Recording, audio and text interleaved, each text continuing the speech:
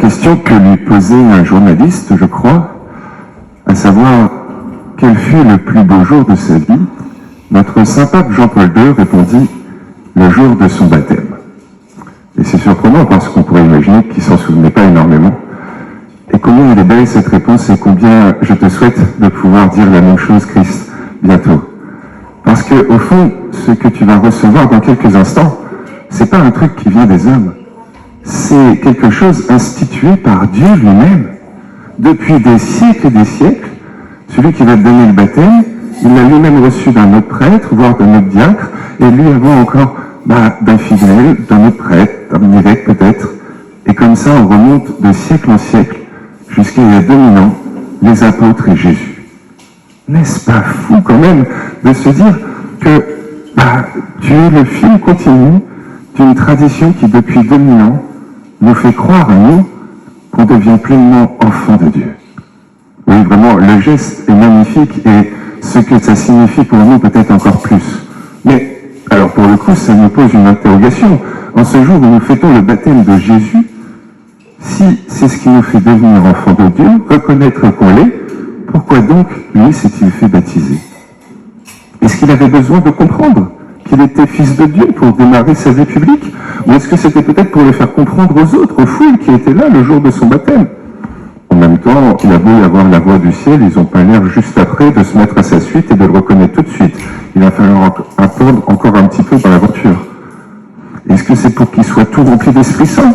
Mais a priori, s'il est Dieu, il est déjà tout rempli jusqu'à ras-bord d'Esprit Saint. Est-ce que c'est pour nous ouvrir une nouvelle voie? Ça pose beaucoup de questions, ce baptême de Jésus. Et, reconnaissons-le, on est au tout début de l'aventure. Nous, on la connaît, l'aventure. On sait toutes les péripéties qu'il va y avoir, on connaît même la fin de l'histoire. Mais quelqu'un qui ouvrirait l'évangile selon saint Luc, il vient de découvrir la naissance de Jésus dans l'île. Il y a ce petit passage de l'enfance de Jésus où on le perd un petit peu au temple. Et d'un coup, on arrive à cet événement, le baptême. Et il est là, au milieu du peuple. Lui-même, il partage l'attente de tout le peuple. Et il se fait baptiser, comme tout le monde. Et là, il y a cette révélation. Le ciel qui s'ouvre, la colonne qui descend, et cette voix du Père, on imagine, qui lui dit « Tu es mon fils bien-aimé, en toi je trouve ma joie ». Qu'il en fût conscient avant ou pas, l'histoire ne nous le dit pas. À ce moment-là, nous, lecteurs qui découvrons cette aventure qui est l'Évangile, on comprend que lui comprend qu'il est fils de Dieu. Et tout ce qu'il procure, tout ce qu'il permet, la joie du Père. Qui il est, tout ce qu'il a de fécondité, tout ça, ça va le mettre en mouvement et ça va être le début de tout son ministère public. Alors ça commence par les tentations au désert, mais après, tous les miracles, tous les appels qu'on lui connaît, et cette révolution du monde depuis 2000 ans. Est-ce qu'il savait vraiment ce qu'il attendait, que le ciel allait s'ouvrir, qu'il allait avoir cette colonne qui allait descendre? Objectivement, on ne le saura sûrement jamais. Par contre, ce qui est sûr, c'est que ce jour-là, il a compris qui il était, et ça l'a lancé dans la vie, la vraie, celle avec un grand V. Et est-ce que c'est pas par là même la voie qu'il nous ouvre à chacun? Au final, est-ce que par le baptême, il ne nous donne pas la grâce de devenir ce qu'il est par nature? Lui qui est Dieu, il nous offre gratuitement, gracieusement, de devenir Dieu nous-mêmes. Enfant de Dieu, ça ne veut pas dire demi-Dieu. On devient Dieu vraiment par le baptême. C'est fou. On est choisi, on est adopté par Dieu. Il nous accueille dans sa famille. On pense, j'imagine, quand on reçoit le baptême adulte, que c'est un choix personnel. Et bien entendu, c'est ta demande aujourd'hui, Christ, qui fait que nous célébrons ton baptême. Mais au fond, est-ce que c'est pas lui qui t'a conduit depuis toutes ces années jusqu'à aujourd'hui?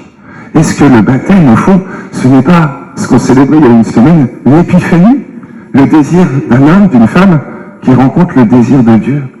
Mais non pas l'épiphanie universelle, mais l'épiphanie personnelle, cette manifestation à quel point lui il t'aime et à quel point tu crées sa joie. C'est ça qui est fou quand même. Il n'avait pas besoin du baptême, mais en passant par le baptême, il nous a ouvert cette voie.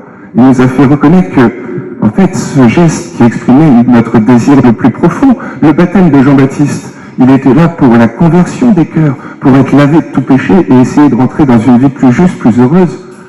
Il fait de ce geste, à la fois tout simple et en même temps hyper expressif de ce qui habite en nos cœurs, la porte ouverte vers le ciel. Il fait de ce moment particulier qui est le baptême la jonction entre notre désir à nous et son désir à lui. Le ciel qui s'ouvre, qui ne se ferme plus, pour qu'on puisse recevoir jusqu'au bout toutes les grâces que le Père a à nous envoyer. Vraiment, quel miracle nous est offert en ce jour du baptême. Mais alors, pourquoi Jésus lui-même s'est fait baptiser? On ne le saura sûrement jamais vraiment.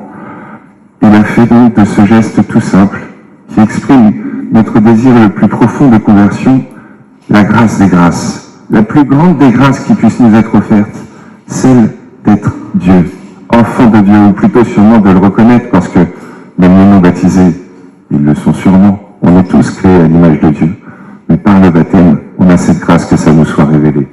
Par le baptême, on croit qu'on monte déjà dans le paradis, mais on sait que ça ne va pas être cuit les petits oiseaux tout de suite. On le voit d'ailleurs dans l'Évangile. On n'a rien entendu dire de Jésus pendant 30 ans, et d'un coup, le jour où il est baptisé, l'aventure commence, mais avec tout ce que ça a aussi de rocambolesque. Être baptisé, c'est pas forcément goûter déjà au paradis tout de suite, mais c'est être rempli de lui, et le savoir qu'il nous a choisis. Oui, le baptême, c'est cette grâce particulière qui nous a offert de comprendre qui on est. Ce à quoi on est appelé, notre voix à chacun. Nous sommes enfants de Dieu. Et ça crée sa joie, sûrement bien plus qu'on ne le pense.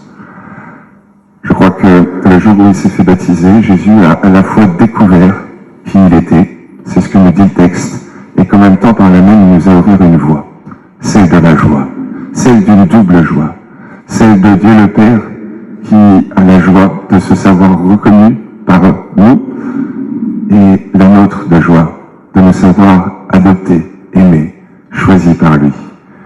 Eh bien, cher Christ, que ce jour tant attendu par toi, quand ce jour tant attendu par toi, le Seigneur te comble de tout ce qu'il veut t'offrir. Aujourd'hui, le ciel s'ouvre, qu'il te montre ta voie, et que l'Esprit Saint qui désormais va habiter